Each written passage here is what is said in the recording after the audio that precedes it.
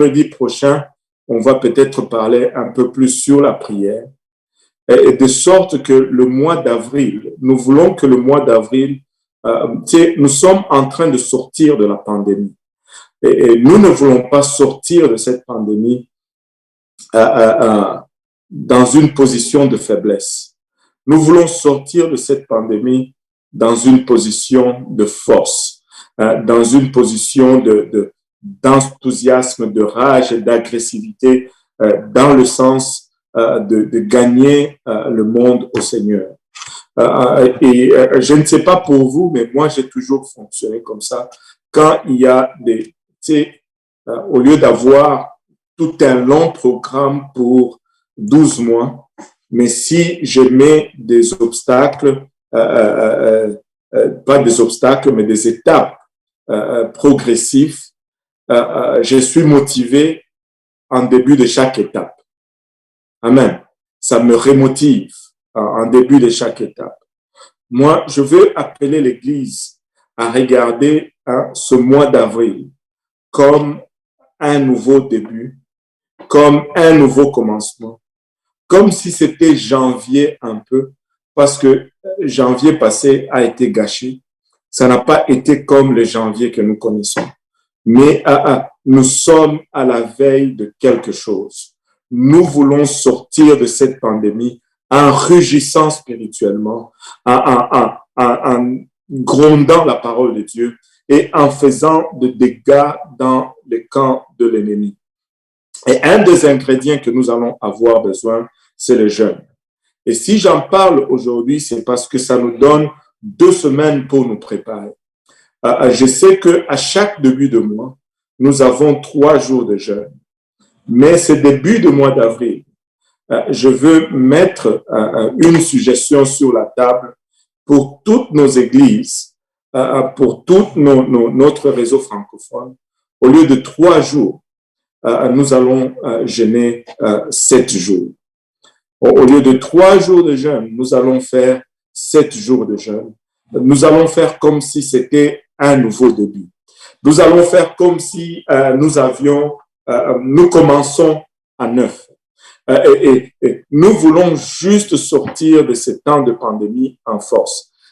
Vous avez 2 semaines pour couper le café. Vous avez 2 semaines pour couper tout ce que vous avez besoin de couper afin que nous puissions avoir une semaine de jeûne bien préparée. Mais nous ne voulons pas juste jeûner pour jeûner. Vous rappelez-vous, quand nous étions dans le monde, jeûner n'était pas un problème. Tu pouvais passer toute la journée sans manger, tu ne t'en rendais même pas compte. Amen. Qui se souvient de ce temps-là? Quelqu'un peut lever la main. Et ne pas manger n'était pas un problème. Mais lorsque tu as commencé à le faire pour le Seigneur, même 5 heures de jeûne, c'est devenu problématique. Qui peut être témoin de cela? Et je me rappelle, mon premier jeûne que j'ai fait, j'ai commencé à jeûner. Le matin, je me suis réveillé, je me suis dit, je jeûne aujourd'hui, c'était un samedi. À cette époque-là, j'avais pas grand-chose. J'étais vraiment pauvre, j'habitais seul. Et quand je dis que j'étais pauvre, c'est parce que, c'est pas parce que je suis riche aujourd'hui, mais j'étais encore plus pauvre à cette époque-là. Alléluia. Et j'ai commencé à jeûner le samedi matin. Et tout le matin, j'étais debout et 7 heures, 8 heures, alléluia, je tenais 9 heures, 10 heures, je tenais vers 11 heures, j'ai commencé à chuter. Je me rappelle, peut-être vers midi 10, j'ai regardé l'horloge et il était midi 10. 5 heures après, je regarde encore l'horloge, il était tout simplement midi 17. 7 minutes semblaient comme toute une éternité. Je n'en revenais pas combien le temps a traîné. Mais vers 14 heures quelques, j'ai craqué. Je suis allé ouvrir le frigo. Il n'y avait pas grand-chose sauf quelques tomates. Je les ai pris, j'ai mis du sel dessus. J'ai croqué ces tomates. Je pense que c'était le meilleur tomate que j'ai jamais mangé de ma vie. Les jeûnes, quand tu veux le faire pour le Seigneur, c'est différent de quand tu veux le faire juste pour perdre le poids. Il y a une composante d'oppression qui s'ajoute. Nous ne voulons pas juste jeûner pour jeûner, Nous ne voulons pas juste perdre le poids, bien que il y en a qui voudraient faire cela. Non, nous ne voulons pas juste jeûner pour perdre le poids, mais nous voulons jeûner avec un objectif spirituel. C'est pourquoi nous allons aller aujourd'hui dans la parole de Dieu pour étudier un peu ensemble sur le jeûne. Amen. Ésaïe, chapitre 58, versets 5 à 6. Ésaïe 58, si quelqu'un peut le trouver. Ésaïe 58, 5 et 6. Alléluia. On va les lire. Et la Bible nous dit ceci. Et cela, le jeûne auquel je prends plaisir, un jour où l'homme humilie son âme, courber la tête comme un jonc et se coucher sur le sac et la cendre. Et cela, c'est que tu appelleras un jeûne, un jour agréable à l'Éternel. Il dit, voici le jeûne auquel je prends plaisir. Détache les chaînes de la méchanceté, de nous les liens de la servitude, renvoie libres les opprimés et que l'on rompe toute espèce de joug. La parole de Dieu nous dit ici qu'il y a deux types de jeûnes. Il y a ces jeûnes et qui sont tous dans l'apparence, mais au fait, dans le spirituel, ça n'accomplit rien. Un jeûne où tu es tellement fatigué et tu gardes tes lèvres séchées, tes lèvres blanchissent et craquent et tu marches en traînant tes pieds pour que tout le monde voit que tu as jeûné. Dieu n'est pas intéressé dans ce genre de jeûne. Il est en train de dire, ce n'est pas là les jeûnes que je cherche, les jeûnes que je veux voir, les jeûnes dans lesquels je prends plaisir. C'est le jeûne qui détache les chaînes de la méchanceté. Alléluia. Tu ne peux pas jeûner et continuer à être méchant. Oh Seigneur Jésus-Christ, dénoue les liens de la servitude, renvoie libres les opprimés et que l'on rompe toute espèce de joug. C'est ce jeûne-là que nous voulons voir et c'est ce que nous voulons voir. Et si tu regardes ces versets 6, ce sont là les éléments ou les ingrédients du réveil.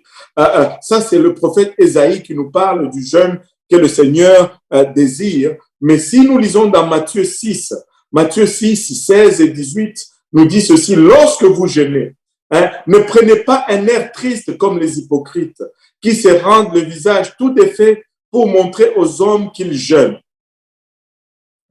Quand on jeûne, notre but, ce n'est pas de montrer aux hommes que nous jeûnons. Oh, pasteur, je suis tellement fatigué. Je suis à mon 5e jour de jeûne. On n'a pas besoin de cela. Quand tu jeûnes, prends la vaseline, mets sur tes lèvres. Amen. C'est comment le truc là, la baume là pour les lèvres là. Prends ça. Comment on appelle ça? Prends ça, mets sur tes lèvres. Ne promène pas avec des lèvres séchées. Rentre dans ta douche, prends un bain. Mets la vaseline sur les lèvres et puis mets un déodorant, parfume-toi, marche la tête haute, alléluia, et que les jeûnes soient entre toi et le Seigneur. Amen. Alléluia. Bougez au moins la tête comme ça parce que donnez-moi au moins un hochement de tête baptiste.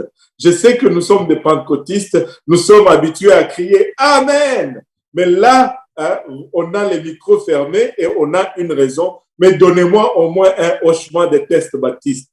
Alléluia. Alléluia. Alléluia. Et je vous l'ai dit en vérité au verset 16. Ils reçoivent leur récompense. Si tu jeûnes pour être vu, tu reçois ta récompense. Mais regardez le verset 17. Mais quand tu jeûnes, parfume ta tête et lave ton visage. Exactement ce que je disais. Parfume ta tête, lave ton visage, afin de ne pas montrer aux hommes que tu jeûnes, mais à ton Père qui est là dans les lieux secrets, et ton Père qui voit dans les secrets te le rendra. Il te le rendra. Nous voulons que ce soit Dieu qui honore nos jeûnes. Nous voulons que ce soit Dieu qui récompense notre jeûne. Quand je jeûne, je ne veux pas que personne le sache. Alléluia. Oui, après un temps, si tu jeûnes vraiment pour 8 jours, pour 10 jours, tu vas arriver à un moment où les gens vont remarquer et ça va être tout simplement involontaire de ta part parce que tu vas couper dans le gras. Amen. Et oh Seigneur, que j'ai besoin de couper dans le gras après ce temps de confinement. Mais tu ne pourras rien faire. On va le remarquer. Mais ne marche pas d'un air fatigué. Ne laisse pas tes lèvres sécher. Tu prends une douche, tu évites même de mettre de la crème pour qu'on voit que tu es vraiment affligé. Ce n'est pas ces jeûnes-là que nous voulons. Nous voulons un jeûne entre nous et le Seigneur. Maintenant, le mot grec, plutôt le mot hébreu pour jeûner, signifie tout simplement couvrir la bouche. En hébreu, quand tu dis jeûner, tu dis tout simplement couvrir la bouche. Allô? Rien ne doit entrer. Et il y a aussi un mot grec pour jeûner. Le mot grec pour jeûner signifie s'abstenir ou se priver. Quand on jeûne, on s'abstient. Quand on jeûne, on couvre la bouche. Et si nous retournons dans l'histoire de l'humanité, nous allons voir que c'est seulement dans ces derniers temps que nous mangeons tellement. Tu sais, la moyenne des gens aujourd'hui mangent 4 fois par jour. C'est beaucoup ça. 4 fois par jour. Vous savez qu'un des problèmes de santé majeurs ici en Amérique du Nord, c'est l'obésité. Et qui engendre aussi beaucoup d'autres maladies. Nous mangeons trop. Tu te réveilles le matin, tu manges. À midi, plutôt à 10 heures, tu prends ta collation lors de la pause. À midi, tu manges. Et il y en a à 16 heures, ils prennent aussi une collation. Il y en a qui mangent, qui soupent à 17 heures ou 18 heures. Et après, à 20 heures avant de dormir, ils prennent une collation. On ne fait que manger, manger, manger et manger. On mange trop. On mange trop. Mais dans le temps, ce n'était pas comme ça que les gens mangeaient. Dans l'ancien temps, les gens mangeaient irrégulièrement. Et ils mangeaient tout simplement en fonction de la production de la terre ou du succès de la chasse. C'est pourquoi les repas étaient pas aussi réguliers. À l'époque, quand les gens mangeaient 2 fois par jour, c'était tout simplement suffisant. C'est pourquoi les jeûnes étaient souvent obligatoires et considérés comme étant la volonté de Dieu. Parce que déjà, ils ne mangeaient pas beaucoup. Et donc, il y a quelqu'un qui m'appelle. Et donc,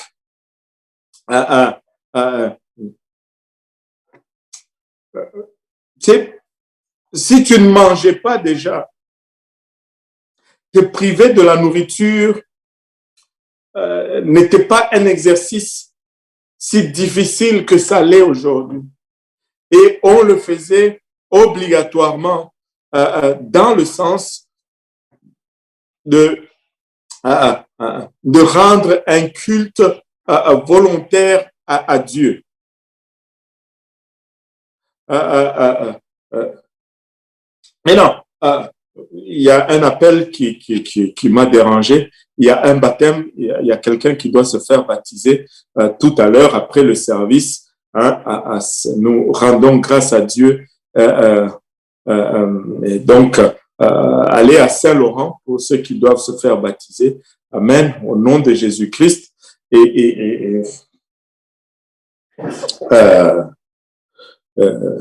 Donc, allez seulement à Saint-Laurent et baptiser, parce que là, moi, je suis en train d'enseigner. Amen. N'est-ce pas extraordinaire? N'est-ce pas extraordinaire? Alléluia. Maintenant, donc, dans presque toutes les cultures, si on regarde dans le passé, les hommes sont arrivés à croire que l'abstinence volontaire de la nourriture allait plaire à leur Dieu ou à leur divinité. C'est pourquoi nous allons voir que dans plusieurs croyances, même les satanistes, ils jeûnent parce qu'ils croient que c'est agréable à leur divinité. Mais ce ne sont pas les autres pratiques qui nous intéressent. Nous sommes les héritiers du judaïsme. Allons regarder un peu à l'origine. Qu'est-ce que le peuple de Dieu, comment est-ce qu'il regardait ou il considérait les jeûnes? Et nous allons apprendre de cela. Les Juifs avaient reçu directement de la part de Dieu l'ordre de jeûner, et cela a illustré tout simplement leur soumission à la volonté de Dieu. Dieu a demandé au peuple juif littéralement de jeûner. Ce n'était pas par leur propre volonté qu'ils ont commencé à jeûner. Au fait, nous pouvons le remarquer en lisant la parole de Dieu, en lisant la Bible. Nous allons nous rendre compte que dans les 5 premiers livres de la Bible, dans les Pentateuque, le mot jeûne n'est pas mentionné. Dans les 5 premiers livres de la Bible, on ne parle pas de jeûne. Le jeûne n'est pas du tout mentionné dans les premiers 5 livres de la Bible. Mais c'est quand on arrive dans la loi que nous trouvons des expressions comme s'humilier ou humilier nos âmes ou s'affliger devant l'Éternel et qui commence à venir. Et cela impliquait littéralement, ça avait une connotation d'une demande de sacrifice volontaire et personnel. Et c'est cet aspect sacrificiel et c'est cet aspect de volonté qui donne toute sa valeur au jeûne.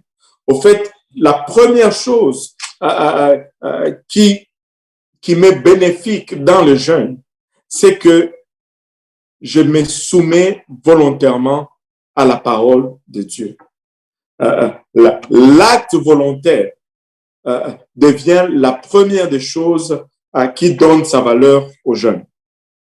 C'est-à-dire, quand nous allons appeler le jeûne en début du mois de mars, plutôt, en début du mois d'avril, si je le fais juste parce que le pasteur a dit et parce que juste je suis dans le ministère et parce que juste que je ne veux pas que les autres pensent que je suis pas assez spirituel, ton jeûne n'a pas de valeur.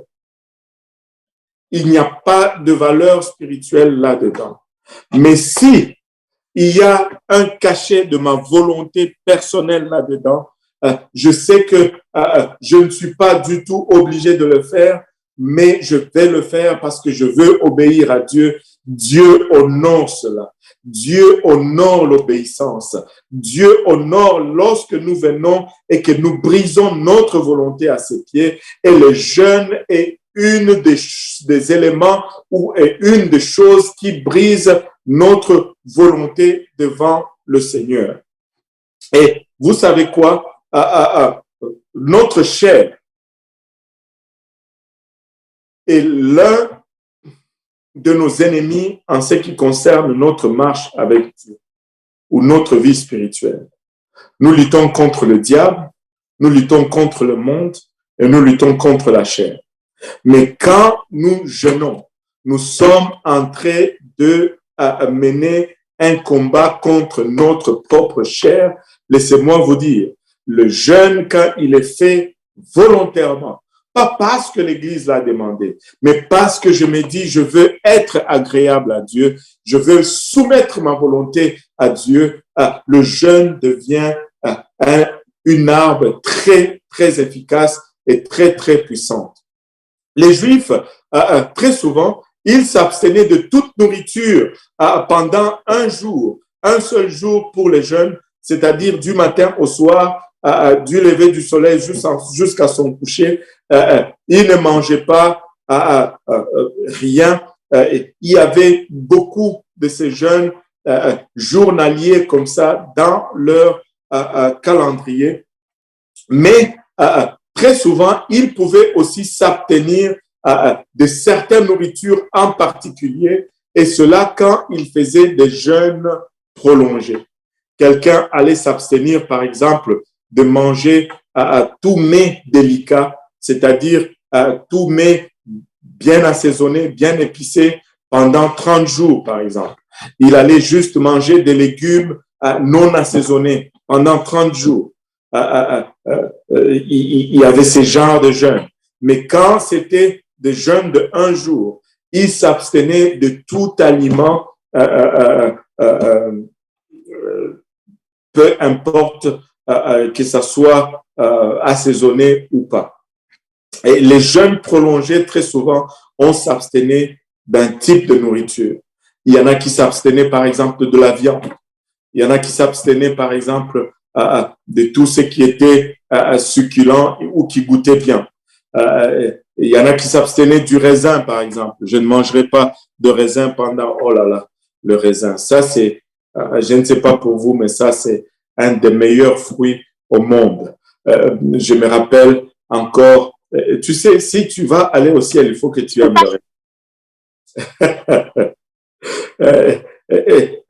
Qui n'aime pas le... Est-ce qu'il y a quelqu'un qui n'aime pas le raisin?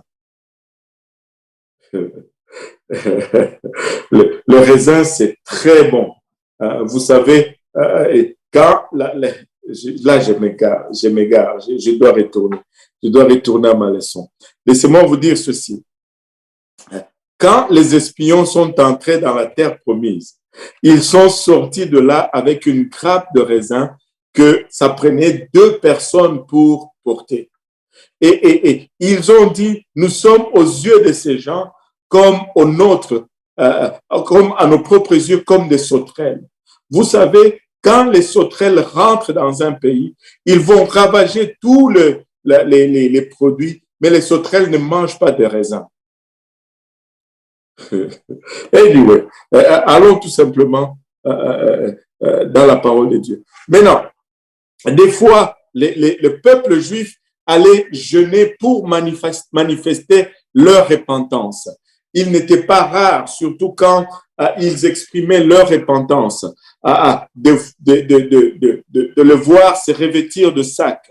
Même des fois, ils cachaient le sac en dessous de leurs vêtements. Vous rappelez-vous du roi qui marchait sur le mur de la ville et en dessous de sa robe, le sac qu'il portait en dessous de ses vêtements s'est fait voir parce qu'il était en jeûne. Mais le sac symbolise toujours ces temps d'humilité, ces temps où tu t'affliges. Je ne sais pas si tu as jamais essayé de porter un sac, mais ce n'est pas confortable du tout. Ça gratte sur ta peau et c'est pas du coton. C'est pas doux sur la peau. Et des fois, ils déchiraient leurs vêtements. Des fois, ils répandaient le cendre sur leur corps quand ils jeûnaient. Mais Dieu nous dit, nous devons nous abstenir de ces manifestations extérieures du jeûne parce que nous voulons garder le jeûne comme quelque chose juste entre moi et le Seigneur. Maintenant, si nous regardons la loi de Moïse ne prescrivait qu'une seule occasion publique de jeûne par an. Et cette occasion publique de jeûne par an, c'était le grand jour de la fête, plutôt pas le grand jour de la fête plutôt le grand jour d'expiation. C'est le jour où on expiait les péchés du peuple d'Israël. C'est le jour où il devait jeûner. Paul en fait une référence dans Actes 27, 9. Il dit un temps assez long s'était écoulé et la navigation devenait dangereuse car l'époque même du jeûne était déjà passée. Il y avait une époque du jeûne et c'était le temps de l'expiation où on offrait un taureau pour le péché de tout le peuple. Et c'était un jour où tout le monde devait jeûner publiquement. Cependant, et c'est là où je voulais amener notre attention aujourd'hui. Les Juifs avaient l'habitude de jeûner spontanément ou volontairement ou personnellement en d'autres occasions. Regardons 4 occasions dans lesquelles les Juifs jeûnaient et tirons une leçon de ces occasions pour notre jeûne que nous allons faire. Premièrement, on pouvait voir les Juifs jeûner spontanément chaque fois qu'ils se trouvaient dans des circonstances difficiles et qu'ils éprouvaient des malheurs ou des deuils. Quand ils faisaient face à une situation difficile, les Juifs prenaient un temps pour jeûner. Amen. Amen. Alléluia. Hochez au moins votre tête. Vous avez oublié le hochement de tête, Baptiste. Quand on est face à des circonstances difficiles, à des épreuves difficiles, à des malheurs ou à des deuils, nous pouvons prendre un temps pour jeûner. Amen. Amen. Alléluia. Regardez, j'ai un exemple biblique.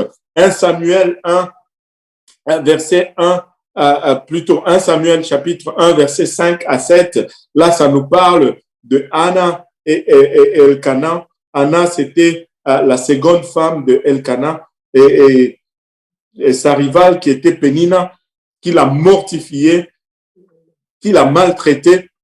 Mais regardez ceci au verset 5. Mais parlant d'Elkana, il donnait à Anne une portion double, car il aimait Anna que l'Éternel avait rendue stérile.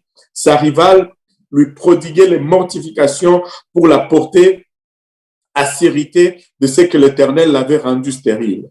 Et toutes les années, il en était ainsi. Et chaque fois qu'Anne montait à la maison de l'Éternel, Pénina l'a mortifiée de la même manière. Alors, elle pleurait, elle ne mangeait point.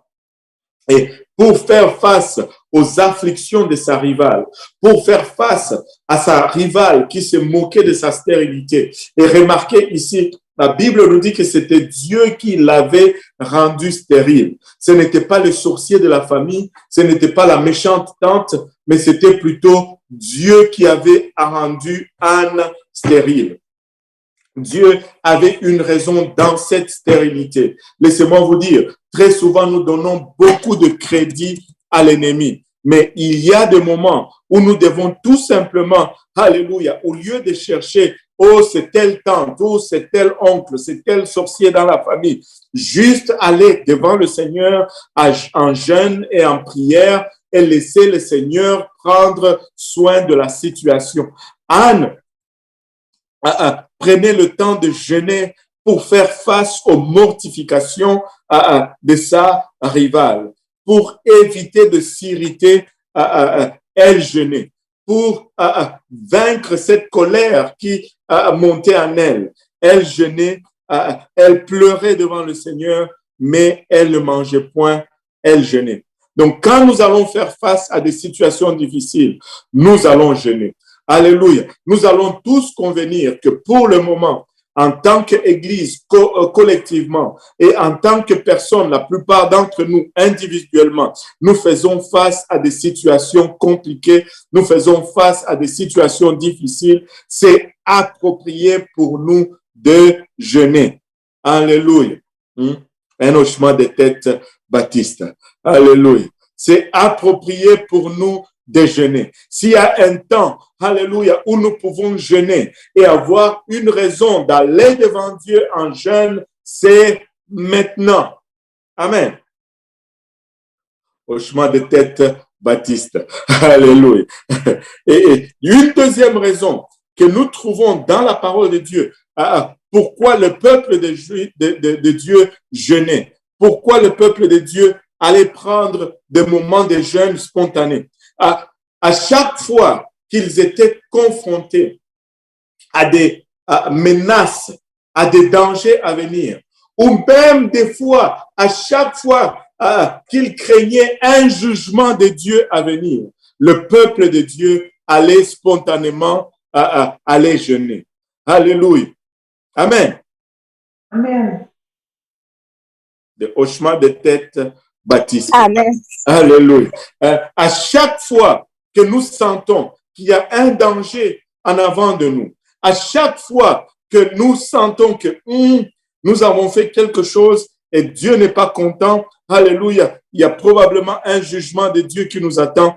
Nous pouvons faire comme le peuple de Dieu. Nous pouvons prendre un temps pour jeûner et ainsi essayer de calmer la colère de Dieu. Est-ce qu'il y a, pasteur, tu as un exemple biblique pour cela? Oui. 2 Samuel 12, 15, 16 nous dit, et Nathan s'en alla dans sa maison, l'Éternel frappa l'enfant que la femme d'Uri avait enfanté à David et il fut dangereusement malade.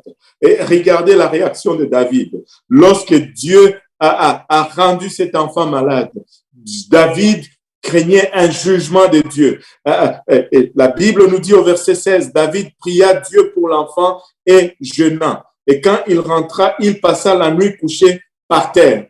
Face à cette menace du jugement de Dieu, face à cette menace, alléluia, d'une perspective de calamité ou de danger, David a prié et a jeûné. Laissez-moi vous dire, alléluia, je ne sais pas pour vous, mais tu regardes en avant de nous, alléluia, nous avons une raison de croire que Dieu a toutes les raisons de frapper cette humanité. Nous n'avons pas besoin de chercher à gauche et à droite. Nous devons jeûner et c'est un temps approprié pour jeûner en tant qu'Église.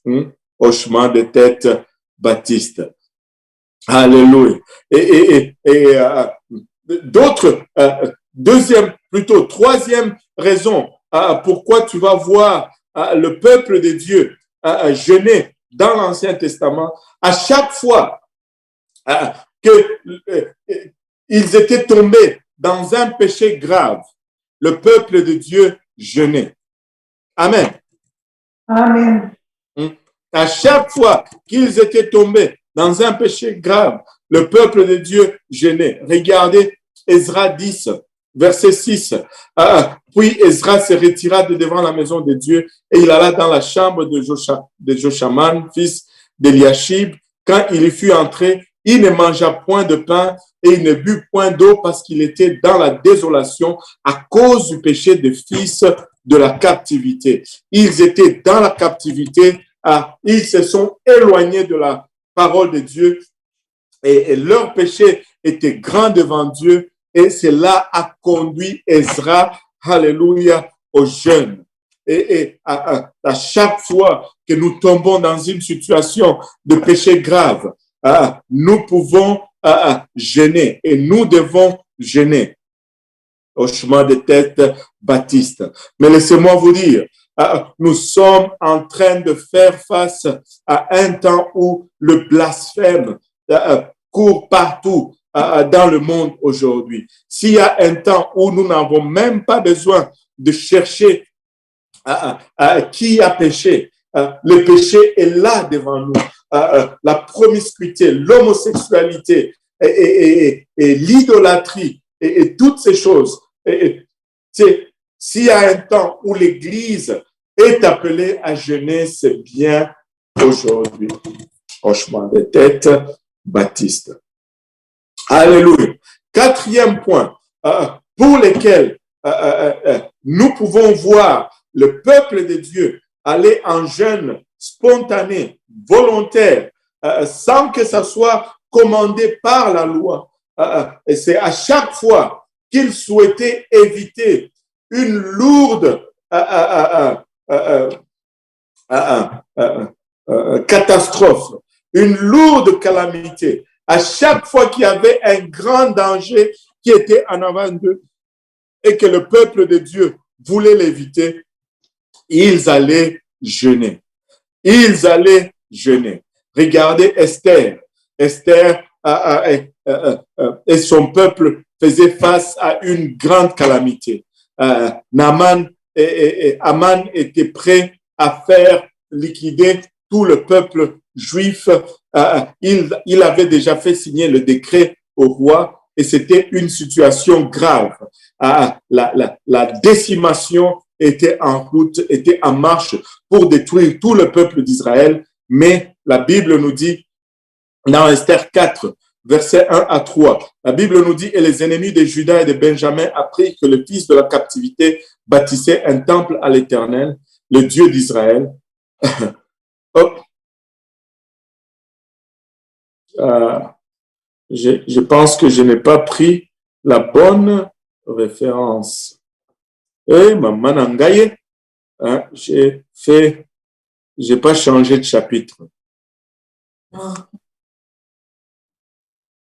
Je n'ai pas changé de chapitre, je suis resté dans Ezra au lieu de prendre Esther. C'est pas grave, on va le lire. Donnez-moi juste un moment. Je vais aller dans Esther 4, 1 à 3. Là, la Bible nous dit, Mardochée ayant appris que tout ce qui s'est passé, déchira ses vêtements, s'enveloppa d'un sac et se couvrit de sang. Puis il alla au milieu de la ville en poussant avec force des cris amers. Et se rendit jusqu'à la porte du roi dont l'entrée était interdite à toute personne revêtue d'un sac. Et dans chaque province, partout où arrivait l'ordre du roi et son édit, il y eut une grande désolation parmi les Juifs. Ils gênaient, pleuraient et se lamentaient, et beaucoup se couchaient sur les sacs et la cendre. Alléluia. Et en présence de cette calamité à venir, en présence de cette menace à venir, en présence de ce danger, le peuple juif est allé devant Dieu et ont répondu avec le jeûne et la prière. Laissez-moi vous dire ceci. Il y a une calamité qui attend le monde dans lequel nous vivons. Nous sommes en train de vivre le temps de la fin. Nous ne pouvons pas répondre autrement que par les jeûnes et la prière. S'il y a un temps où nous devons retourner à l'original, c'est maintenant. S'il y a un temps où nous devons retourner à l'authentique, c'est maintenant. Et s'il y a un temps où nous devons retourner à l'élémentaire, c'est maintenant. Je suis enthousiasmé de l'initiative que le pasteur Lionel a lancée avec les jeunes, de retourner aux études bibliques, de juste retourner aux études bibliques. Il y a eu un temps où tout ce que nous faisions, c'était juste des études bibliques. On n'avait pas de soccer, on n'avait pas de Monopoly, on n'avait pas de... Tout ce qu'on faisait, c'était tout simplement des études bibliques. On allait d'études bibliques en études bibliques. Je me rappelle des époques où j'ai donné 7 études bibliques par jour, 9 études bibliques par jour, d'une maison à l'autre, d'une maison à l'autre. Si nous sommes arrivés là où nous sommes arrivés, c'était grâce aux études bibliques. Il n'y a pas de substitut pour la parole de Dieu. Il n'y a pas de substitut, alléluia, pour notre retour au fondamental. Écoutez, nous devons retourner au fondamental. Oui, nous avons grandi. Oui, il y a beaucoup d'autres choses que nous sommes appelés à faire. Oubliez, il n'y a qu'un seul, oui, on a donné 5 ou 4 nouvelles licences et une ordination. Mais il n'y a qu'un seul ministère qui compte. Et c'est les études bibliques, c'est le retour à la parole de Dieu, c'est le retour à tout simplement ce désir de voir une âme, alléluia, revêtir le nom de Jésus-Christ dans les eaux du baptême et être rempli du Saint-Esprit, que ça soit dans le métro, que ça soit dans les bus, que ça soit dans un parc ou dans un sous-sol d'une maison, que ça n'arrive pas seulement à l'église, mais ça peut arriver et ça arrive partout. Et c'est ça le réveil. Quand ça commence à arriver dans les maisons, dans les métros, dans les rues, c'est là le réveil. Nous voulons retourner à cela et si nous voulons y retourner, ça va prendre que nous retournons aux élémentaires. À l'époque où toute l'église jeûnait, 10 jours de jeûne, et tu voyais tout le monde était maigre à l'église. Pas parce qu'il voulait devenir Miss Univers ou quelque chose comme ça, mais tout simplement parce qu'on voulait voir la main de Dieu bouger. On voulait voir la condamnation, alléluia, qui était sur une personne être évitée. On voulait voir, un jugement qui était, alléluia, déjà scellé sur une famille. On voulait voir ces jugements être levés. On voulait voir une condamnation, alléluia, qui était déjà écrite, alléluia, pour toute une famille, toute une personne. On voulait voir cette condamnation être levée. On voulait voir la destinée des gens changer. Écoutez, cela ne doit pas changer. Nous ne sommes pas ici pour être des pasteurs en arrière des chairs. Nous voulons être, alléluia, des gagneurs d'âme. Nous devons être avant tout des gagneurs d'âme. Nous devons retourner à cela. Alléluia. Et ça doit commencer par un temps d'humilité. Certains d'entre vous aviez des appels très clairs et précis sur vos vies, mais vous avez erré à gauche et à droite. Vous avez commencé à être plus préoccupés par ce que les gens voient et ce que les gens disent, plutôt que par ce que Dieu voit et ce que Dieu dit. Écoutez, c'est bon si les gens nous apprécient, mais nous ne sommes pas à la recherche de l'appréciation des gens. Nous sommes à la recherche de l'appréciation de mains et de pieds qui sont marqués, alléluia, des cicatrices de clous. C'est les seules approbations, c'est les seules appréciations qui comptent. Alléluia. J'appelle l'Église à un temps d'humilité, un temps où nous allons, alléluia, retourner sur nous-mêmes. Alléluia. Nous n'allons pas nous couvrir de cendres, mais nous allons nous humilier devant Dieu. Nous n'allons pas porter des sacs, mais nous allons nous humilier devant Dieu. Nous allons, alléluia, retourner à cette repentance sincère et voir la main de Dieu travailler encore dans nos vies. Je veux gagner des âmes. Je veux gagner des âmes. Alléluia. Je veux gagner des âmes. Personnellement. Pas, ok, on a baptisé quelqu'un à l'église. Alléluia. Je ne sais même pas qui l'a donné une étude biblique. Non, Seigneur. Je veux gagner des âmes. Je veux connaître le nom de la personne qui s'est fait baptiser. Je veux être là quand cette personne est en train de recevoir l'étude biblique. Je le veux, je le désire. Alléluia. Et je veux que ça soit le désir brûlant de tous nos cœurs. Alléluia. Que nous puissions être encore une fois enflammés par ce désir juste de voir des vies transformées. Alléluia. Amen. Alléluia. On n'est pas là juste pour être organisé. On veut juste gagner les âmes. Peuple de Dieu, nous n'avons pas beaucoup de temps qui nous reste. Nous n'avons pas beaucoup de temps. Nous avons des familles à amener au Seigneur. Arrêtons de tergiverser nous-mêmes dans notre marche. Certaines de nos familles ne viennent pas encore parce que nous-mêmes, nous sommes indécis. Souvenez-vous, alléluia, de Lot, à cause de ses indécisions, à cause de ses je ne sais même pas le mot utilisé, à cause de ses tergiversements, à cause de ses manques de décision. Il a perdu sa femme, il a perdu ses filles, il a perdu ses gendres. Moi, je suis convaincu que si Lot était décidé et qu'il n'était pas nonchalant, il allait épargner la vie de plusieurs de sa famille. Quand nous sommes nonchalants dans notre marche avec Dieu, le premier qui sont affectés, ce sont ceux qui nous regardent le plus proche, ce sont nos familles. Ce sont nos familles. Je veux être radical pour le Seigneur. Le diable est radical dans le mal. Alléluia. Si nous pouvons prendre un moment juste pour prier.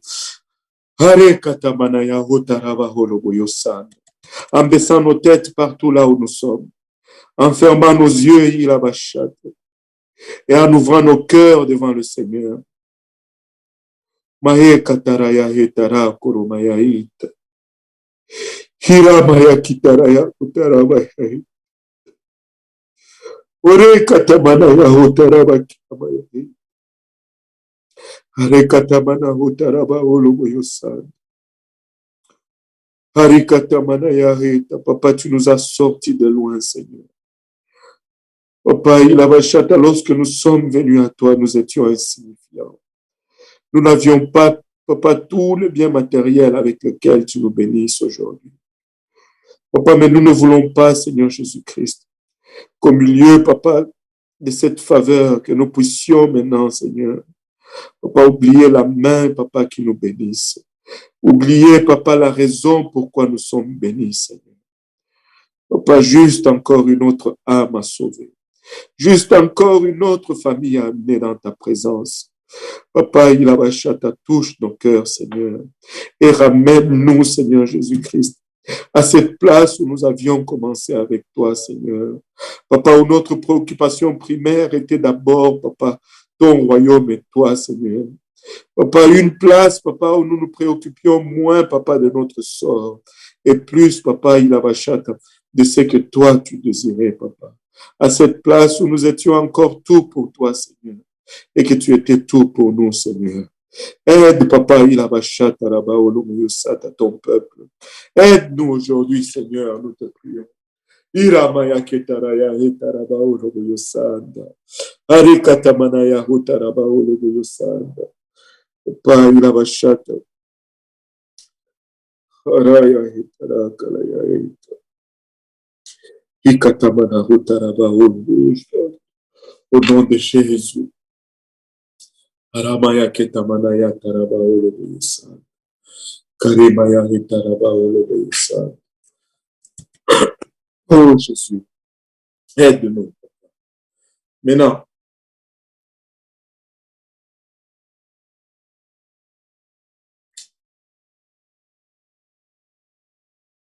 à l'époque du Seigneur Jésus-Christ, le pharisien jeûnait le 2e jour et le 5e jour de la semaine. Mais c'était juste un exercice de piété. C'était tout simplement parce qu'il voulait se sentir saint et autres. Mais quand nous lisons le prophète Ésaïe, le passage que nous avons, et que nous lisons le Seigneur Jésus-Christ dans Matthieu 6, c'est là nous pouvons facilement arriver à cette conclusion que les jeûnes n'étaient plus ce que le Seigneur avait décrit dans sa parole. Les jeûnes étaient abusés, les jeûnes étaient faits pour se montrer, au lieu que les jeûnes nous cachent. Mais les jeûnes étaient plus pour se montrer. Maintenant, dans l'Église apostolique, dans l'Église que nous sommes aujourd'hui, le jeûne va toujours être quelque chose de volontaire. C'est pourquoi nous ne forçons jamais personne à jeûner. Le jeûne va toujours être volontaire. Tu ne vas pas me dire que tu es en jeûne parce que tu n'as pas l'argent pour acheter la nourriture. Non, non, non. Ça, ce n'est pas le jeûne. C'est quand tu as l'argent et que tu as la nourriture que tu te dis, je ne veux pas manger parce que je vais me consacrer au Seigneur. Que cela devient le jeûne. Amen. Donc, c'est quoi le jeûne? Le jeûne, c'est toute une discipline, c'est toute discipline de privation de notre appétit que nous imposons nous-mêmes. C'est un jeûne, fondamentalement, on va se priver de la nourriture. Pourquoi? Parce que quand on se prive de la nourriture, on discipline la chair. Mais de nos jours, il y a beaucoup d'autres choses que nous devons commencer à inclure dans nos jeûnes. Je ne veux pas dire à remplacer.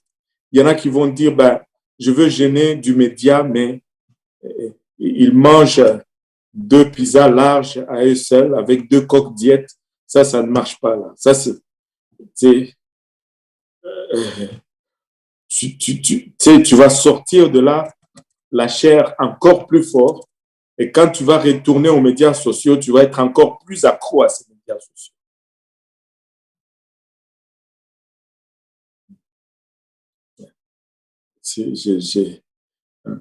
Il faut affaiblir la chair, alors qu'on ajoute les autres disciplines auxquelles nous faisons face aujourd'hui, qui sont agréables à nous, mais qu'à l'époque, ce n'était pas là. Par exemple, juste ces trucs ici, là. C'est diabolique, cette affaire. Les gens, nous passons. Pouvons-nous battre nos mains pour le Seigneur juste pour un moment? Il y a eu 4 baptêmes du Saint-Esprit pendant que nous sommes en train de faire l'étude biblique. Oh Seigneur, s'il y a un temps où nous devons commencer à jeûner, c'est maintenant, peuple de Dieu. 4 baptêmes du Saint-Esprit, 2 baptêmes d'eau. Alléluia. Le Seigneur. C'est pour ça que nous vivons.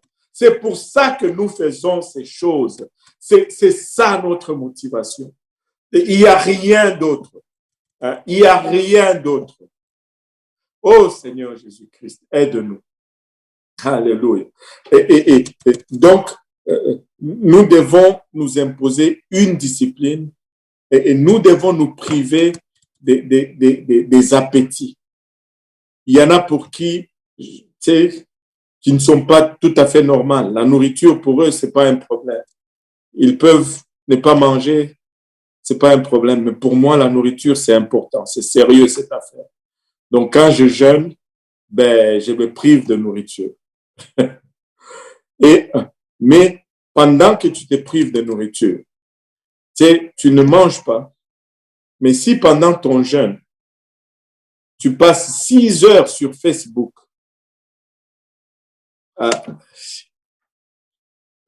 tu es en train de rendre ton jeûne très inefficace. Donc, impose-toi une discipline dans toutes les autres choses dans lesquelles tu indulges, dans lesquelles tu entres en forte consommation. Le jeûne va toujours être négatif pour la chair, mais va être positif pour l'esprit. Pendant que tu jeûnes, lis plus la parole de Dieu. Écoute plus des messages de prédication. Laisse Facebook. Quand tu jeûnes de nourriture, jeûne aussi de Facebook, jeûne aussi de Instagram, jeûne aussi des je ne sais pas, de l'Internet et toutes ces choses.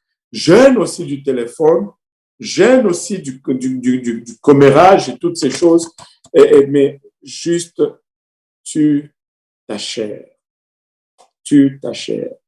Et en ce début du mois d'avril, je veux appeler l'Église au jeûne comme la parole de Dieu le demande. Prenons ce mois d'avril et consacrons la toute première semaine à jeûner et à chercher la face du Seigneur. À partir du 4 avril jusqu'au 10 avril, on va se priver de nourriture. On a 2 semaines pour se désintoxiquer de tout le café qu'on prend et être prêt pour faire un temps de consécration. Amen. Alléluia. Et ça va être tout pour aujourd'hui. Et nous devons jeûner. Nous devons jeûner. Alléluia. Nous devons jeûner. Alléluia. Pouvons-nous battre nos mains pour le Seigneur?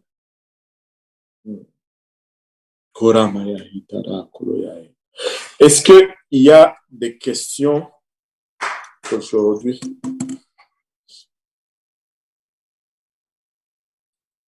Ah, allô? Oui. Ok, genre, aujourd'hui, je regardais une vidéo sur YouTube pour voir comment évangéliser les musulmans et je suis allée dans les commentaires. J'ai vu Pardon? aujourd'hui, je suis allée sur YouTube pour regarder une vidéo comment, genre, prêcher l'évangile aux musulmans. Et là, je suis allée lire les commentaires. Il y a quelqu'un qui a dit que, il y a deux dieux bibliques. En fait, le Dieu de l'Ancien Testament qui disait de tuer les ennemis et Jésus qui a écrit d'aimer vos ennemis, genre. Ben, il n'y a pas de Dieu. La question, c'est pourquoi, genre, dans l'Ancien Testament, genre, ça, en fait, Dieu a permis, genre, qu'ils tuent leurs ennemis, alors que là, il dit que aimez vos ennemis, comme, pourquoi? Parce que, premièrement, dans l'Ancien Testament, s'il nous demandait d'aimer nos ennemis, on n'allait pas être capable de le faire. Ah, ok. On n'allait pas être capable de le faire. L'Ancien Testament, personne n'avait l'Esprit de Dieu en eux. Le Nouveau Testament, nous avons l'Esprit de Dieu en nous. L'Ancien Testament, on te dit, si quelqu'un te gifle à gauche, toi aussi tu le gifles à gauche. Le Nouveau Testament, on te dit, si quelqu'un te gifle à gauche, tu lui donnes aussi la droite qu'il te gifle. Le Nouveau Testament nous demande toujours plus que l'Ancien Testament, mais ce n'est pas de Dieu, mais c'est une progression. C'est tout comme, on peut voir même cela dans notre vie. Je ne peux pas demander, par exemple, à mon fils Yohan de qu'est-ce que je peux... attends, je cherche quelque chose de difficile. Parce que là, il n'est plus petit, là, mais il n'est pas non plus grand. Je ne peux pas lui demander, par exemple, bon, maintenant, Johan, tu as 15 ans, tu vas commencer à payer la facture d'électricité à la maison. Okay? Pourquoi? Parce que à l'âge où il n'a pas encore les habilités pour le faire. Mais, par exemple, Sifa, qui travaille maintenant, je peux lui dire, Yaya, c'est toi qui vas commencer à payer la facture d'électricité. Juste un exemple. Là, je ne lui demande pas de payer la facture, mais ça, c'est juste un exemple. Dans l'Ancien Testament, nous étions juste, l'humanité n'était pas à cette place-là. Mais ce n'est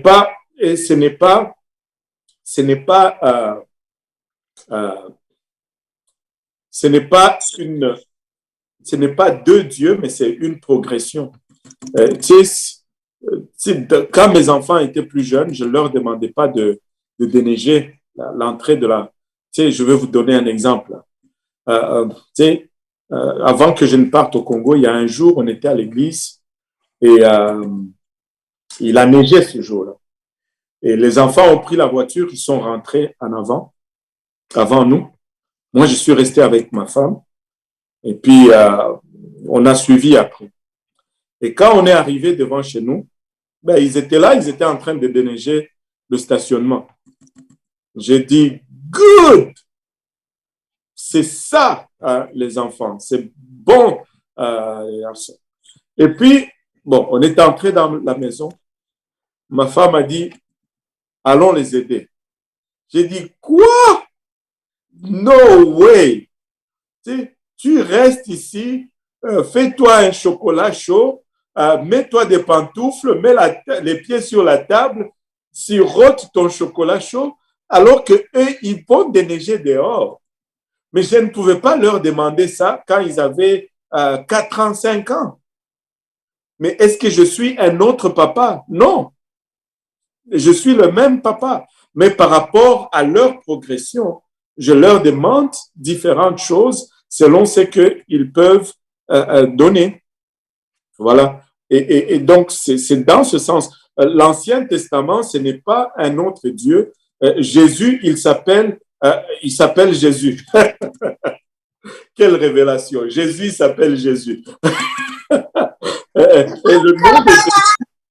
Le nom de Jésus signifie, c'est Yehoshua, c'est Jéhovah qui sauve. Jéhovah, le Dieu de l'Ancien Testament, qui vient pour nous sauver. Regardez, oh Seigneur Jésus. Pasteur Abou, mais allume un peu ton micro là. Est-ce Oui, que tu pasteur. peux chercher Ésaïe 12? Ésaïe 12, pardon. Ésaïe 12. Ouais. Ouais.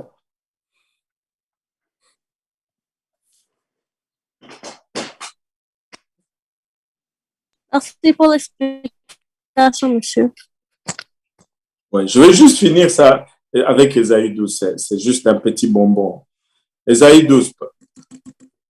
Vas-y, pasteur Abou. Oui.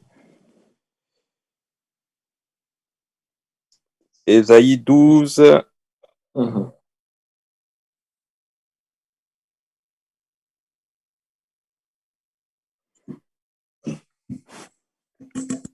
Désolé, je suis un peu... Voilà. J'ai un peu pris par surprise. Hein? Ouais. Ésaïe 12, il est écrit, « Tu diras en ce jour-là, je te loue, ô Éternel, car tu étais irrité contre moi. Ta colère s'est apaisée et tu m'as consolé. Voici, Dieu est ma délivrance, je serai plein de confiance. » Pause. Il dit, voici, Dieu est ma délivrance. Tu sais, dans la version originale, Dieu est ma délivrance, là. Ça dit, voici, Dieu est mon salut. Et littéralement, si tu le lis dans la Bible juive orthodoxe, ça dit littéralement, voici, Dieu est mon Yeshua. Dieu est mon Yeshua. Continue un peu. Voici, Dieu est ma délivrance, je serai plein de confiance et je ne craindrai rien, car l'Éternel est ma force et le sujet de mes louanges, c'est lui qui m'a sauvé. Wow. Et regardez, moi je l'ai même souligné dans Osterval, le verset 2 nous dit dans Osterval, voici Dieu est mon salut. J'aurai confiance et je ne craindrai point. Et le mot salut ici, c'est le nom de Jésus. Il dit littéralement, Dieu est mon Jésus. Dieu est mon Yeshua. Il dit, car l'Éternel est ma force et ma louange, et il a été mon sauveur. Encore une fois, c'est mon salut, mon Yeshua. Et regardez le verset 3. Et vous puiserez des eaux avec joie aux sources du salut. Et vous puiserez de l'eau, des eaux avec joie aux sources de Yeshua. Écoutez. Anyway, c'est juste trop bon. Ce n'est pas un autre Dieu dans le Nouveau Testament. C'est le même dans l'Ancien et le Nouveau Testament. Ok, merci. Je vois une autre main, c'est la sœur Rose qui a levé la main. Oui. En fait, moi, j'ai deux questions. Deux questions. Ouais, c'est concernant le jeûne. Oui. Ma première question, c'est est-ce qu'une personne peut choisir quel type de jeûne qu'elle veut faire? Oui, parce que le jeûne, c'est toujours volontaire. OK.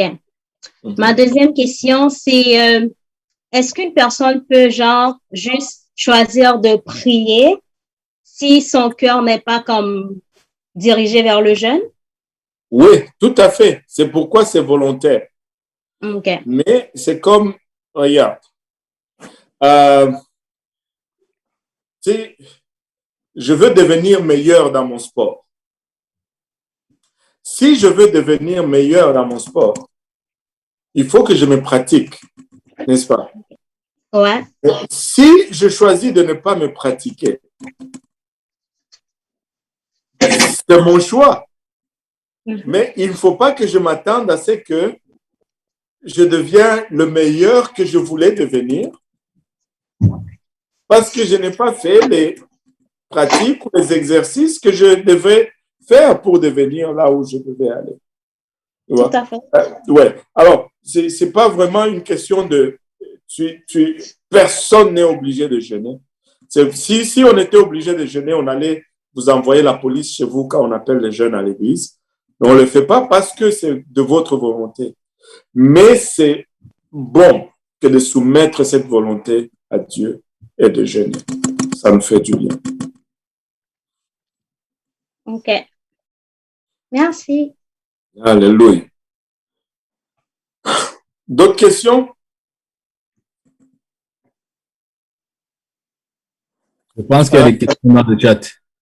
Jeûner et prier pour que l'enfant soit guéri, mais le Seigneur a quand même permis qu'il meure. Le jeûne et la prière changent-ils réellement la décision? Oui, le jeûne et la prière affectent. Ce n'est pas que le jeûne et la prière.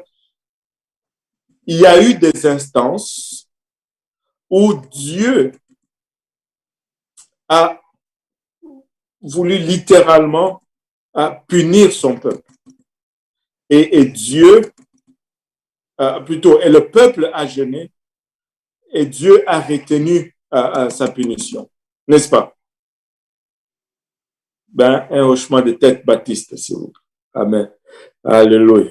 Mais il y a eu des instances où on a jeûné, on a prié, mais Dieu a dit non quand même. Amen. N'est-ce pas? Allô? Amen. Maintenant, et si on a eu des instances dans lesquelles on a prié et que ça n'a pas marché, est-ce que cela veut dire que la prière n'est plus efficace?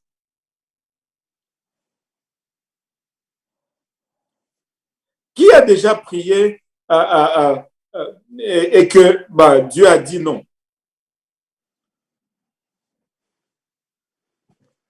Et qui a déjà prié et Dieu a dit oui? Mais est-ce que vous allez arrêter de prier parce que Dieu a dit non? Non. Enfin, non. Le jeûne est efficace. Le jeûne est efficace. Le jeûne est efficace. La prière est efficace. Ce n'est pas parce que Dieu répond non que cela veut dire que le jeûne et la prière ne fonctionnent pas. Oh, que c'est puissant. Oh, que ça fait une méchante différence. Amen. Amen. Alléluia. Et d'autres questions? Est-ce qu'il y a d'autres questions?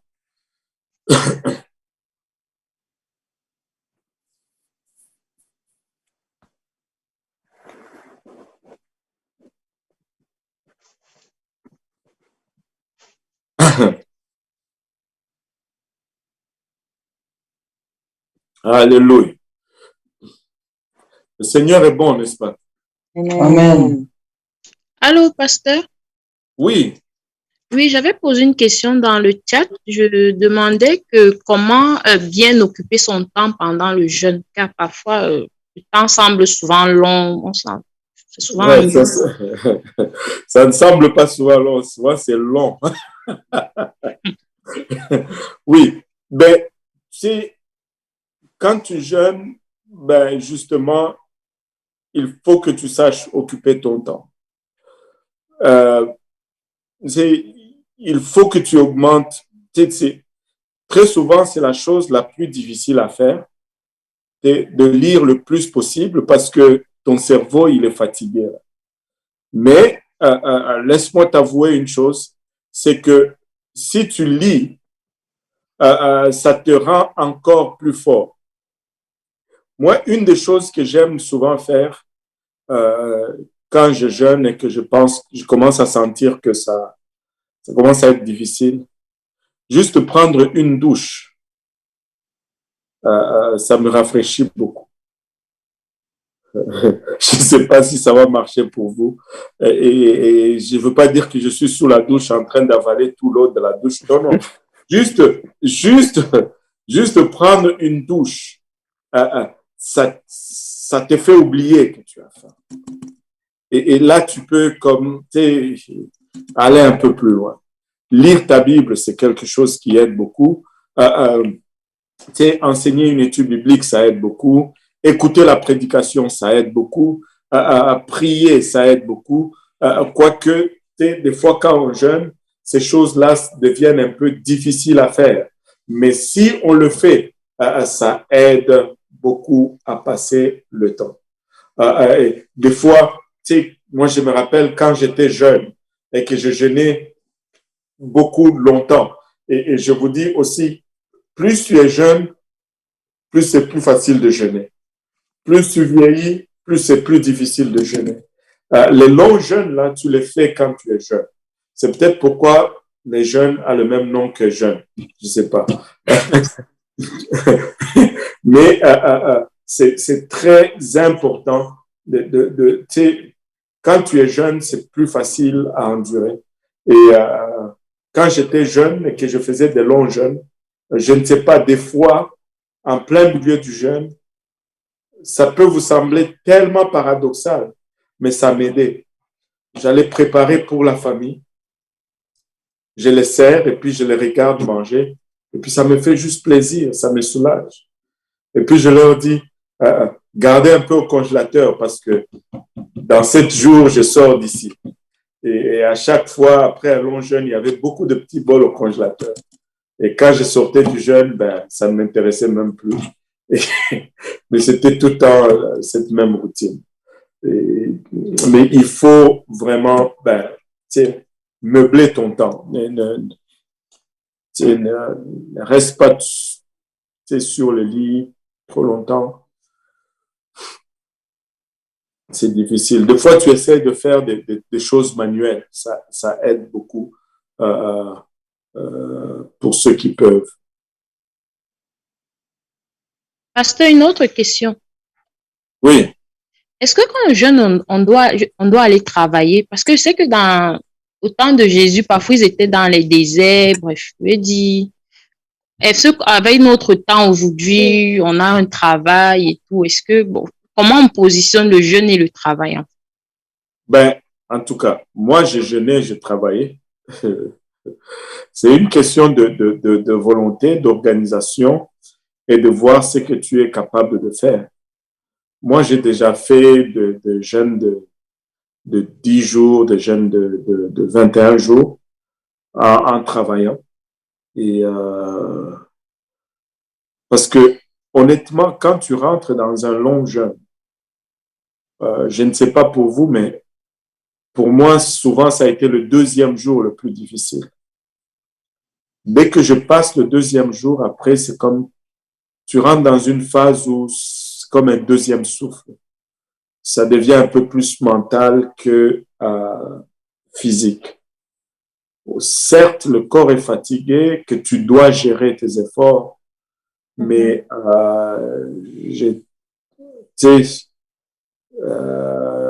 j'ai travaillé pendant que je jeûnais. Eux aussi, à leur époque, ils avaient leur sorte de travail.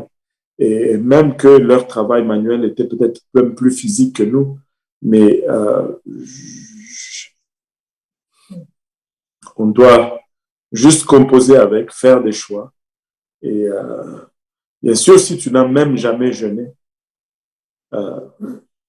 si tu ne peux pas te lancer dans un long jeûne avec le travail, tu commences à te pratiquer d'abord les fins de semaine, et puis tu verras que tu ne vas pas mourir.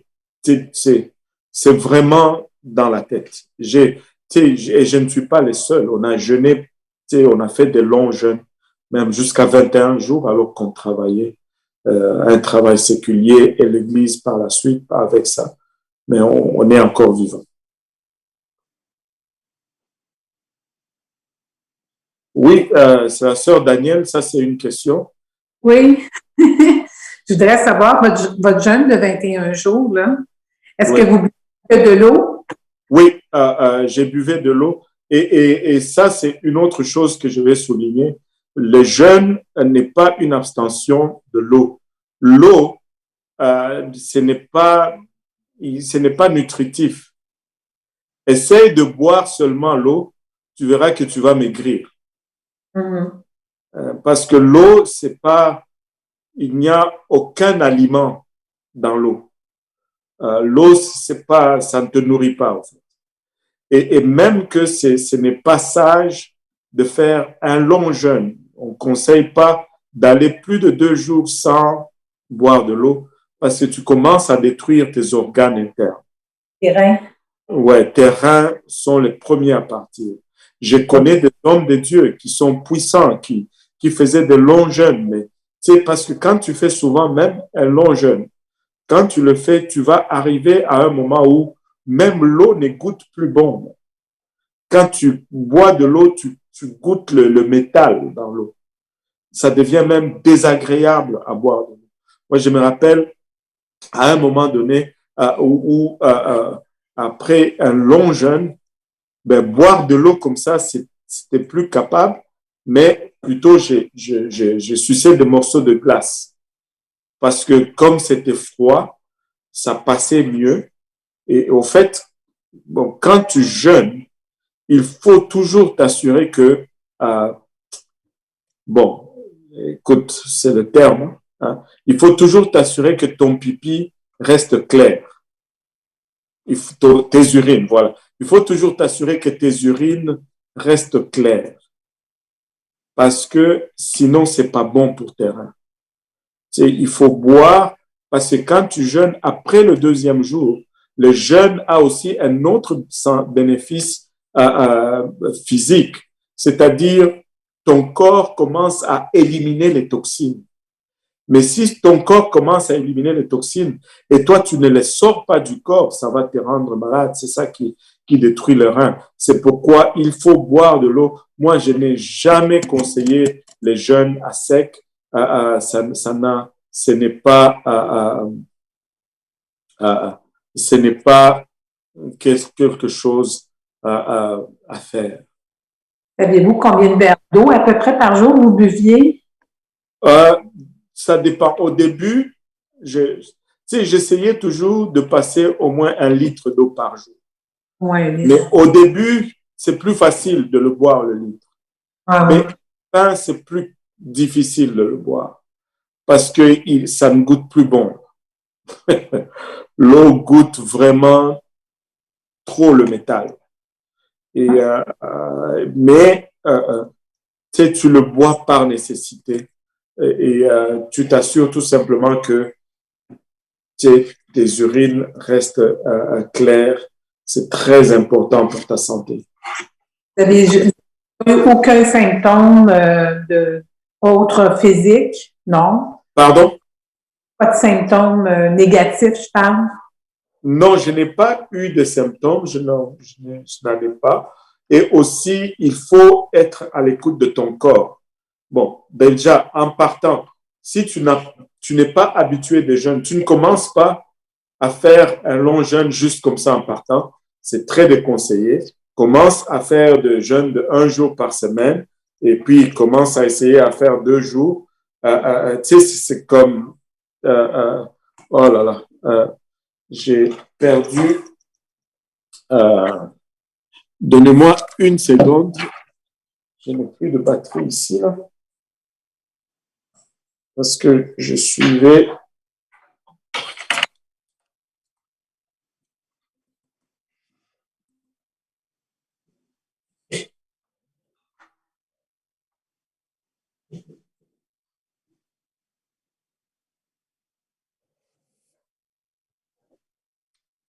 Et donc, je disais donc aussi, il y a des capacités physiques qui nous limitent.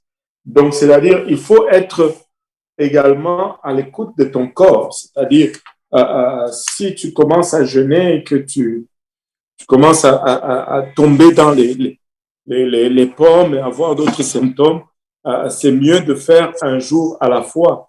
Il y a des gens qui ne vont pas arriver à faire, c'est parce que physiquement, ils ont des déficiences, ils ont des problèmes de sucre. Et quand tu as des problèmes de sucre, c'est difficile de jeûner. Et donc, essaye d'être à l'écoute de ton corps. C'est pas... Le plus que j'ai fait, c'est 7 jours encore en jeûne. Ça, j'ai toujours arrêté à ces jours parce que je me disais, oh, c'est peut-être pas bon de continuer. Je savais pas, là. Ah oui. Mais bien, j'aurais pu continuer, là. Tu sais, j'aurais Ouais. pu. Je me disais, oh mon Dieu, j'ai fait 7, mais j'avais le goût de continuer. Fait que je peux continuer si je veux. Ouais. Ok. Si ton corps tient, 7, tu fais après ça un 12, un 14, un 16, tu y vas graduellement, j'imagine. voilà. Et tu vas arriver qu'après après un certain niveau, là, ça devient dans la tête maintenant. C'est ça. Et entre un jeûne de 14 jours et un jeûne de 21 jours, là, c'est le mental, ce n'est plus le physique. Est-ce qu'on se rapproche plus de Dieu? Ouais, on devient... on a moins de chair à lutter contre, on va dire. Moi, je trouve que c'est pas un problème. Fait que moi, je passe mes journées, ce que je fais, mais je lis ma Bible, audio, visuel, j'écoute les études, je fais juste ça. Ouais. C'est Fait que ça.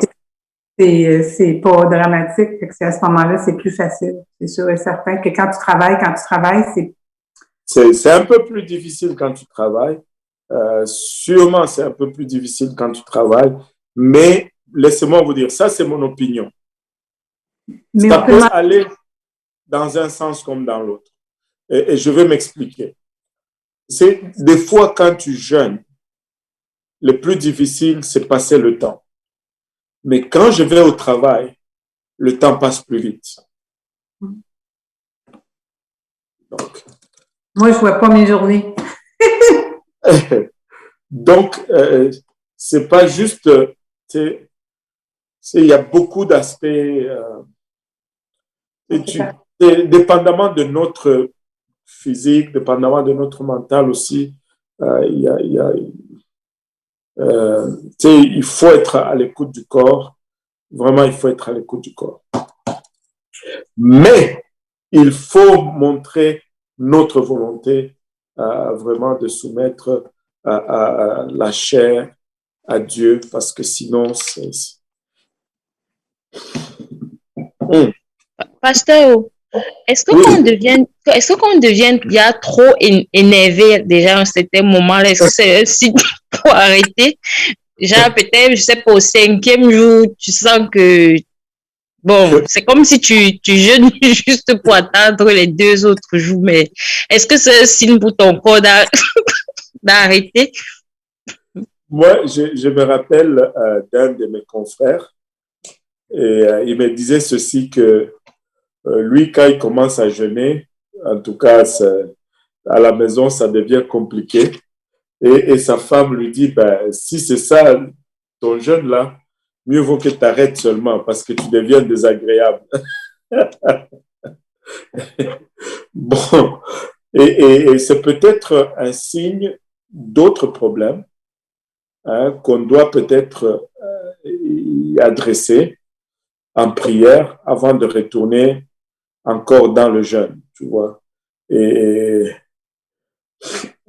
donc, c'est pas ce que tu veux, en fait. Peut-être il faut que tu arrêtes, tu vas prier un peu et puis tu recommences et tu essaies de mettre cette volonté charnelle sous contrôle, en fait.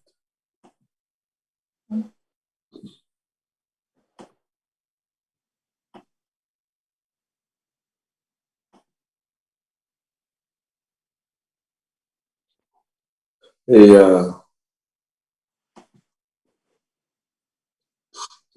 est-ce qu'il y a d'autres questions? Pasteur, il y a des questions dans le chat. Ah, bon. Là, vous me...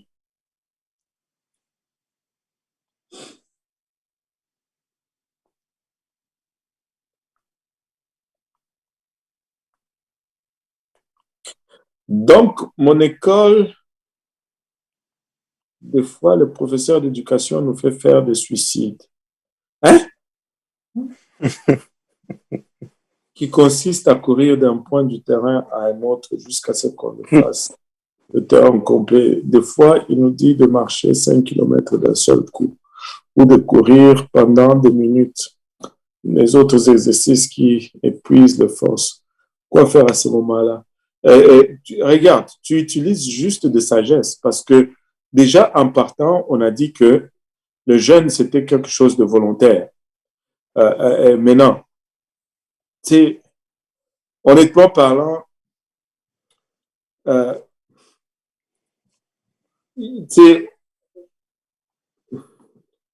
bon, je vais être un peu radical. Je sais que vous n'allez pas m'aimer à cause de ça, mais c'est pas grave. Regardez ceci. Pourquoi est-ce que on ne va pas considérer la solution juste d'aller voir ce professeur et de lui dire, bon, ce n'est pas que je ne veux pas, voilà.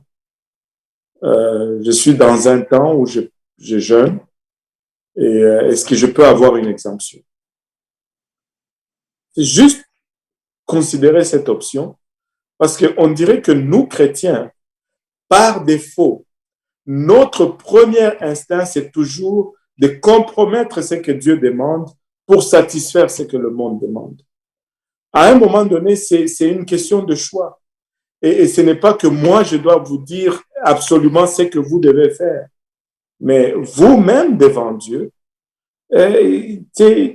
arrivez avec une solution, c'est-à-dire, moi, je veux faire ceci et je vais, il y a les musulmans qui demandent de jouer au foot avec leur foulard à la tête. Pourquoi nous, on ne peut pas demander? C'est nous qui devons toujours... non. À un moment donné, nous pouvons aussi commencer à réclamer nos droits. Et c'est juste souvent une question de parler, d'approche tranquillement. Et voilà. Commençons d'abord par essayer de plaire à Dieu et puis de demander une dérogation. Et puis par la suite, on verra. Et puis prie. Si Dieu te dit, OK, ne jeûne pas, va faire la gymnastique, tu iras. Mais si Dieu te dit, non, oublie cette gymnastique, il faut que tu arrives à cette place où ça vient de là. C'est pas une comment on dit, c'est pas quelque chose de, c'est pas une loi qu'on est en train de mettre. C'est qu'on cherche à faire plaisir à Dieu. Amen. Oui, merci.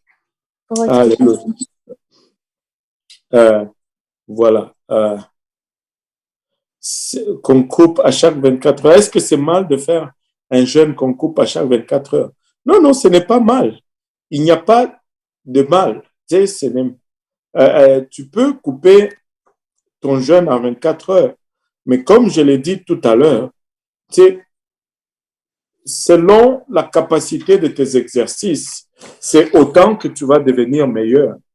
Donc, c'est pas vraiment une question que c'est mal, mais ça ne peut t'amener que jusqu'à un certain point. Voilà. Maintenant, comment bien se préparer mentalement et aussi physiquement pour entamer un long jeûne ou même un petit jeûne? Moi, ce que je fais souvent quand je veux me préparer mentalement et physiquement avant de commencer un long jeûne, la première des choses que je cherche j'enlève de mon régime, c'est le café. Parce que la caféine, quand tu jeûnes et que ton corps commence à dégager les toxines, ça te donne des maux de tête. Donc, je coupe le café pendant au moins 2 semaines. Ça dépend du jeûne et puis ça dépend aussi de la fréquence. L'autre chose, c'est que 2 semaines avant le jeûne, je commence à boire déjà beaucoup d'eau. Je commence à exercer mon corps à boire l'eau et à dégager, ça m'aide aussi à dégager les toxines. Et l'autre chose, c'est que je commence à diminuer aussi le repas, c'est-à-dire je mange un peu moins pour que mon corps ne crie pas trop fort quand je vais couper. C'est-à-dire, je diminue mes repas. Et l'autre chose que je fais souvent, j'évite, je mange moins c'est comment on appelle ça, les carbohydrates. C'est comment on appelle ça en français? Des choses, c'est comme le pain, le riz, Glucides? les pâtes, les glucides. Hein? Le sucre, non?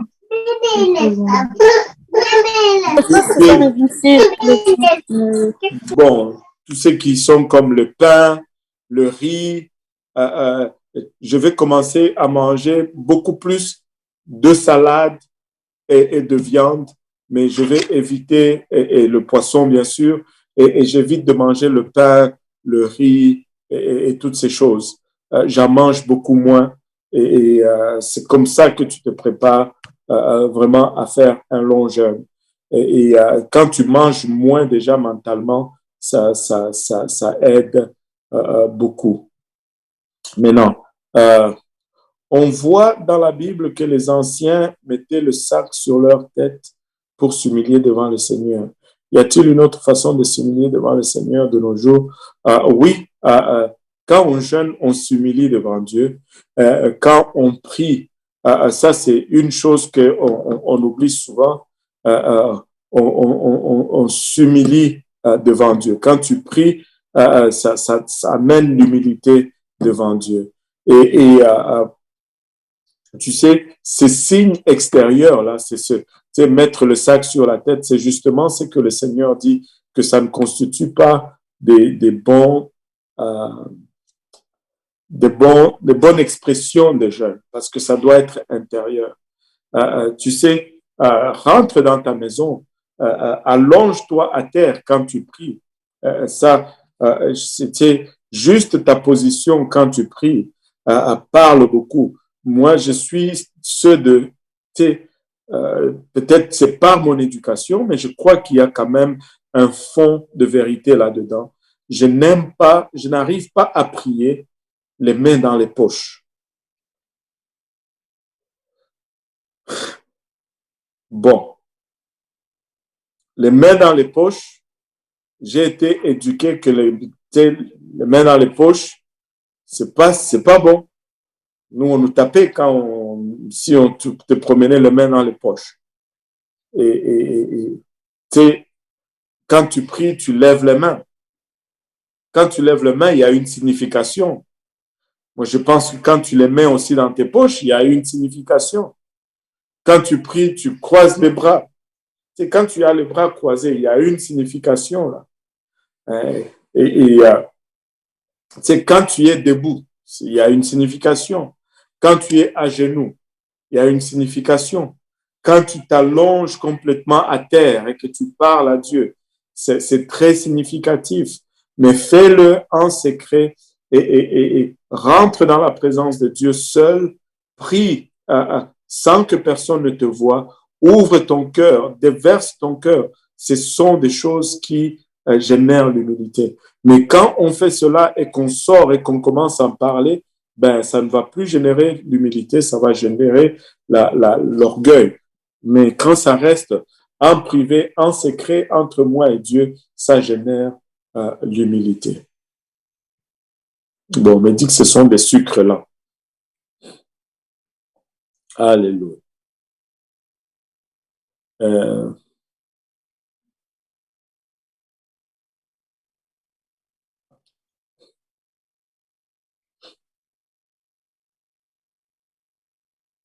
Alléluia. Oui, on peut prier pour tous nos frères et sœurs qui souffrent partout. Allez, je pense qu'on a couvert toutes les questions. Hein? Amen. Alléluia. Le Seigneur est bon, n'est-ce pas? même un haussement de tête, Baptiste. Le Seigneur est bon, n'est-ce pas? Amen. Alléluia. Et si, juste en conclusion, si nous pouvons tous ouvrir nos micros pour un moment et juste prendre un temps de prier, il y a une requête qui a été mise même là dans nos chats de prier pour nos frères et sœurs qui sont persécutés partout dans le monde. Mais prions, alléluia, que Dieu nous aide. Amen. Ouvrons nos micros, comme ça, on va s'entendre prier les uns les autres. Alléluia. Gloire au nom de Jésus. Ora katamanaya hitara. Ton grâce. Ton amour. Nous te remercions, Père, pour le privilège de nous réunir ensemble. Seigneur, que ton nom soit jamais célébré. Seigneur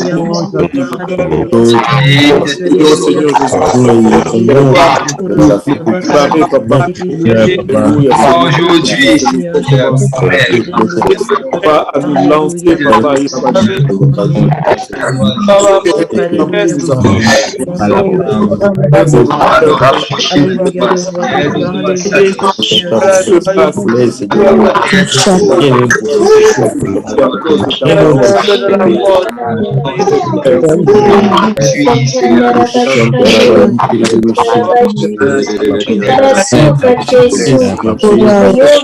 que toi seul sois Père que toi seul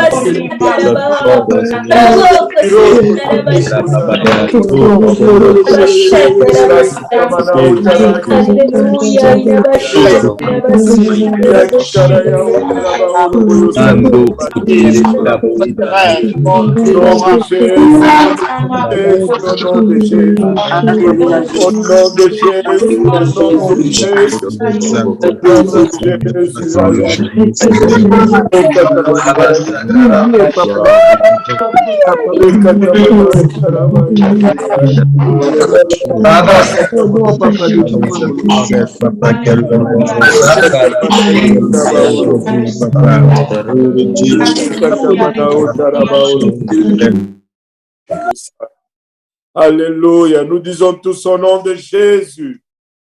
Au nom de Jésus. Alléluia. Au nom de Jésus. Alléluia. Gloire au nom de Jésus. Alléluia. Au nom de Jésus. Alléluia. Content de voir tout le monde encore une fois. Au nom de Jésus. C'est un privilège de vous voir tous connectés. Je suis content de voir David aujourd'hui, David Bissan. Alléluia, comme il a grandi. Alléluia, merci Seigneur. Que le Seigneur vous bénisse et on se dit à très, très bientôt. Alléluia. Amen. Bon Dieu bénisse tout le monde. Passez tous une bonne journée. Passez une bonne journée. Alléluia. On m'aime tout. Nous deux. Merci en pile. Bye bye. Bye bye. Je vous aime tous. Bye Bye. Bye. Alléluia.